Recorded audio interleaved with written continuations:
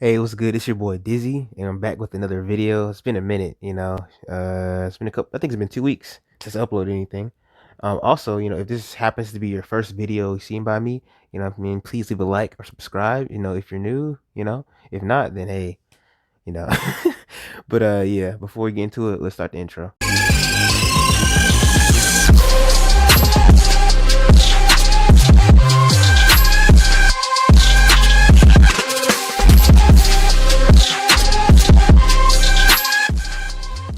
Okay, so you see the title.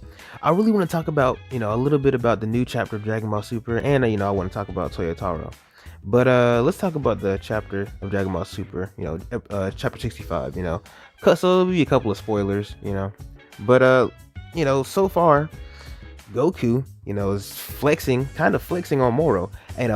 After giving Moro the sensu bean, Goku is, he gave him a chance to go back to jail, which still, I want to talk about that a little bit too. The sensu bean part, okay? And like I said, it's trending on Twitter. Everybody's talking about it. Everybody's, mad about this, certain thing that Toyotaro did. You can really see that Toyotaro isn't really that original with this entire arc so far. It kind of went from the Namek saga to the Cell saga, and it might go into it has some it has some little references from even the Lord Slug movie, if I can find that picture.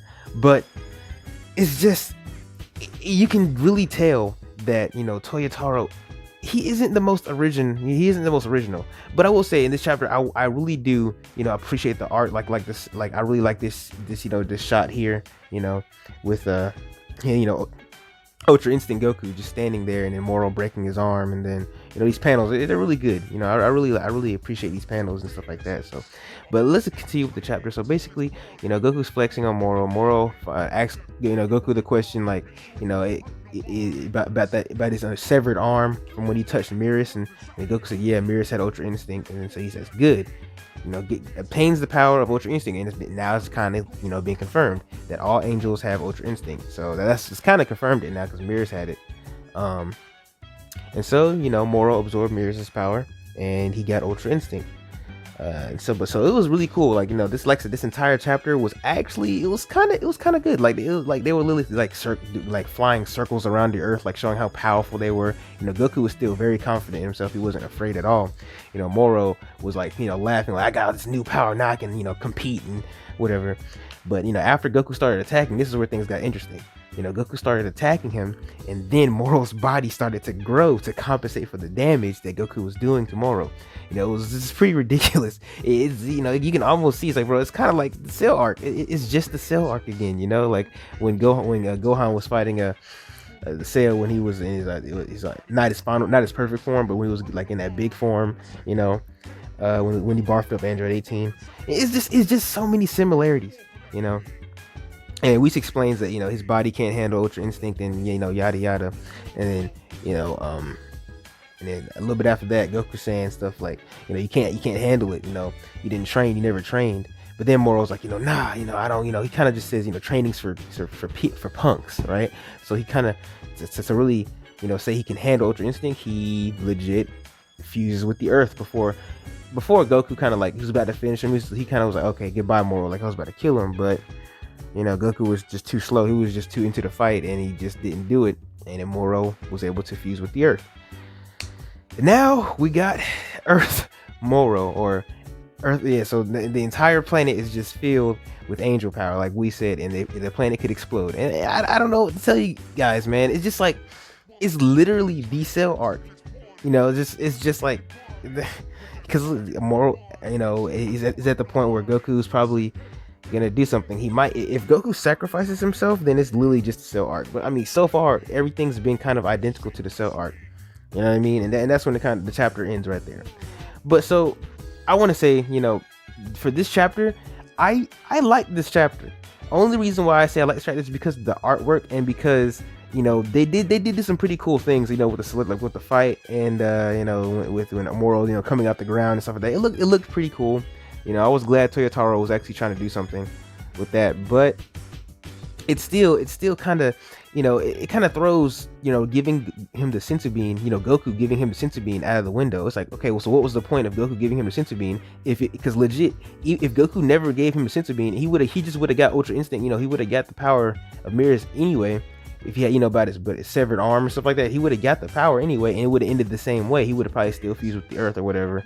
So it really was no need for Goku to give him the sensu bean. So, and that's where I wanted to get into, what to talk about Toyotaro, right? This guy Toyotaro, first off, he probably does understand Goku, right? But and stuff like that. But he's just not a good writer. He can draw. I like his, like I said, I like his art. I don't have any complaints about his art. He even said to himself, told everybody that he definitely wasn't the best Dragon Ball artist, and he knows he has some some large shoes to fill. So he doesn't say anything going around like he's the best or anything like that. He said to himself that he's very inexperienced, right? And I actually like his art, most of the time. So I have no problem with his art. The only thing that I have a problem with about Toyotaro is his writing. See, now let's go back to like the beginning of the Moro arc. Started off on Namek and stuff like that. It kind of just went from the Namek saga to the Cell saga. This entire arc, it didn't feel, there was no originality. Nothing felt new. And then that's what everybody was kind of going for. The only thing that was kind of new was when Vegeta went to go train. Vegeta was going to train with spirit control, but then when he came here to learn, whatever, something spirit fission or whatever like that, he learned that, and it was technically just useless. And then after that, Goku, but like this arc was kind of just for Goku to, master Ultra Instinct. So yeah, it was kind of cool, whatever. But it's just that it just doesn't feel like Toyotaro. He didn't really think of anything new. And listen, I'm all for, going back and looking at past references and whatnot, but it's just like, yeah, I look at past references all the time, especially when I'm drawing stuff, just to get like better at drawing, yeah. But it's like, man, when you go back and look at past references for like the story as well, it just goes to like, are you even writing it? It kind of just feels like you're rushing through this. You're not even trying to do anything. I was really hyped for this arc. This arc was really seeming to be I was hoping this would be one of the greatest arcs of all time. But there's just so many things that is going on that that didn't need to happen. Like Goku didn't need to give him the sensu bean. If he was just gonna absorb Miras's power through his severed arm, then what was the point of Goku giving him the sensu bean? Oh, so Goku could be like, give him a second chance if he goes back to prison. Honestly, at that time, Goku should have known, okay? And that's why everybody's kind of getting mad. Goku's character regression. It just feels like Goku forgot about the Cell arc or forgot about what happened back in the day. He was the one telling Gohan back in the day during the Cell arc to finish Cell off. After he achieved Super Saiyan, because Gohan could have beat Cell in that moment, but he wouldn't make him suffer. And so now Goku's kind of doing the same thing. And but you can really tell they got so many things. Not Moro, Toyotaro got so many things from past chapters. So yeah, so I really think this is what I really think they should do, honestly. For the next upcoming arc or whatever, they should really get another writer.